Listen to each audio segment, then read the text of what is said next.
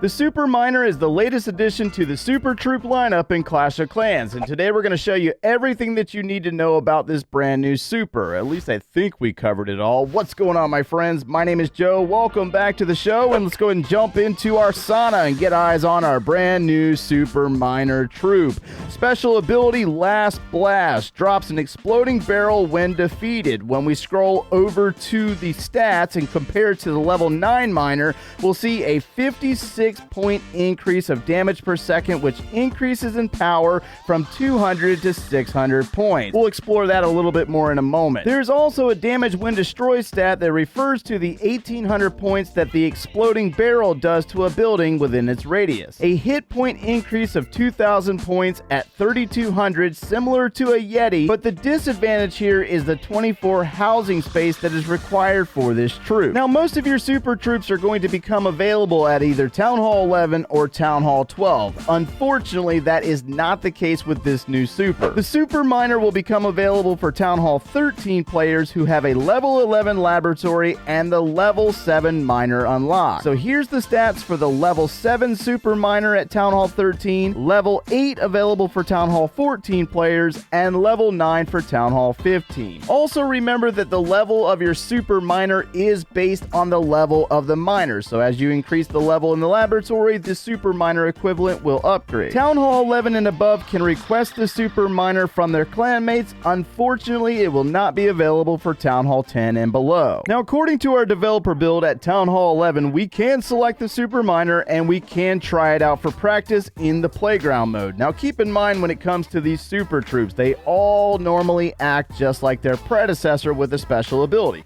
So that doesn't really change when it comes to the Super Miner. He does still burrow underground, and he will still target just about everything on the base, whether it's a hero, defense, or resource building. So as this Super Miner takes down the Barbarian King, he's going to burrow over to the Wizard Tower, and he's going to start drilling on it at about 200 damage per second, ramping up to about 600 damage per second. Now, as he gets taken out, he's going to release that exploding barrel, which is about a 3 to 5 tile radius, destroying the Wizard Tower in its place. When compared to a single miner on a high hit point building like a gold storage, the Super Miner's attack mechanics stand out as he's able to clear 3 different storages at a much faster rate than the miner. But when we use the housing space equivalent of 4 miners versus 1 Super Miner, the roles are reversed, and it appears that the 4 individual miners are slightly faster than the 1 Super Miner, which raised the question, why would I bring the Super Miner when I can bring 4 or more of the miners, right? Well, that's where we got to get into our defenses. So let's start out with buildings that you might want to snipe, such as a cannon, mortar, and air defense, which it appears that it takes the Super Miner about 4 to 5 seconds to clear with ease and move on to other buildings. Versus the X-Bow, the Super Miner will sustain a sizable amount of damage, but it will be successful with the clearance. And of course, versus the Scattershot and multi-target Inferno Tower, the Super Miner is able to easily sneak in and clear both of these buildings without a lot of hit point loss. Another major note is that the Super Miner is not affected by spring traps, and the giant bombs do very limited damage to them. Against the single target Inferno Tower, though, things get a little interesting with the Super Miner being destroyed by the defense, but the exploding barrel does just enough damage to clear the tower. Versus the level 2 Monolith, though, the Super Miner was able to do a little over half damage to the defense, but the exploding barrel does not do enough damage to clear it. And then this is what it looks like when you put the Super Miner up against the poison and invisibility spell towers. As expected, the Super Miner is able to work through the poison, but is forced to retarget against the invisibility. Then of course we put it up against the clan castle with triple ice golems and balloon with the obvious fail, and against the town hall, in which the Super Miner is able to do substantial damage but is destroyed by the Giga Inferno Tower, and the exploding barrel simply was not enough. So of course we had to add a raid. The Super Miner versus the town hall under rage is able to clear the building, but does sustain a large amount of damage in the process, and as expected is able to avoid both the poison bomb and its effect, which led to an idea my good friend Pikachu had, which was putting 2 Super Miners in the battle blimp versus the town hall, which resulted in a similar situation that the single Super Miner under rage had, with low hit points after engaging the town hall, then leading into the idea of replacing the Yetis in the battle blimp with 2 Super Miners to see if that they could clear a Town Hall 15 without the use of a rage spell in a Smash style army, and unfortunately that failed miserably. So then we flipped the script and put the super miners on defense. I tested 2 super miners versus a basic queen walk to see what it looked like, and the super miners did not burrow to the queen but walked instead, which was actually quite interesting. And remember that the troops above ground from defense are reduced by 30% movement speed as of the balancing changes, so I think that's what it was talking about. They were, however, successful in both forcing the queen's ability and causing her to faint due to their exploding barrel. But when we used the rage spell to boost her up, she was able to clear the defensive troops and move on without any resistance. So I really don't think that's actually going to become a thing, but then again, you really never know when it comes to our pros. So we did a bunch of testing with different ideas in regard to putting the super miner in a battle blimp. We also tried a spam style army, and that was definitely not pretty, so I'm very interested to see if that's going to become a thing.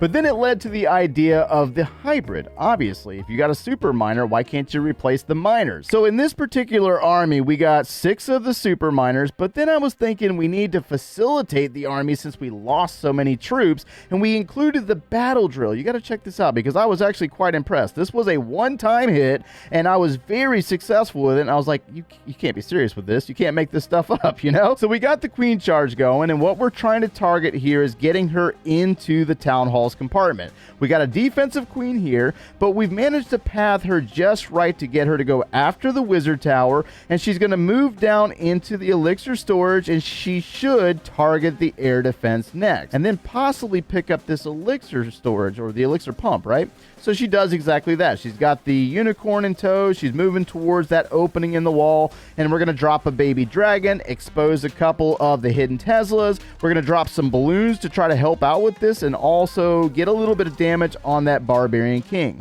Rage spell down, and as the barbarian king gets closer to the queen, she's going to have to deal with some ground set skeleton traps. We're going to get ready and select our headhunter. She's going to take on this X-bow. There we go.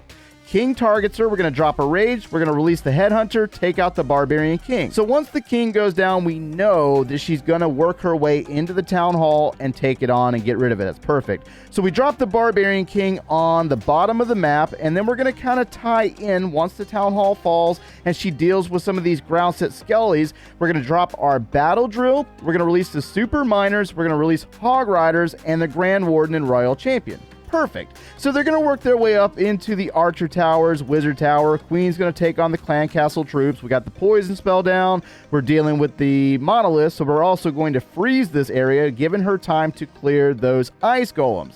At the same time, super miners, battle drill, royal champion are working their way up into the center of the base. We're going to use that warden's ability to protect our troops. The battle drill is doing so much value here, taking on the scatter shot. The barbarian king's ability was used to keep the buildings cleared on the outside, keeping our super miners on the inside, and our royal champion are working side by side with our super miners. Unfortunately, our queen does go down, but the battle drill is still going. It's going to go up against the archer tower, wizard tower. Royal champion's going to clear the eagle artillery, go up to the air defense, and then they're going to work their way around the top side of the base. You know what I mean? Like, what the heck was that? That was perfect. I was really impressed by this. I was like, man, I'm going to have to try this out once this thing goes live in the game. So battle drill will survive. There are hog riders inside. They're going to take down the final scatter shot, and that was the army that I was able to come up with.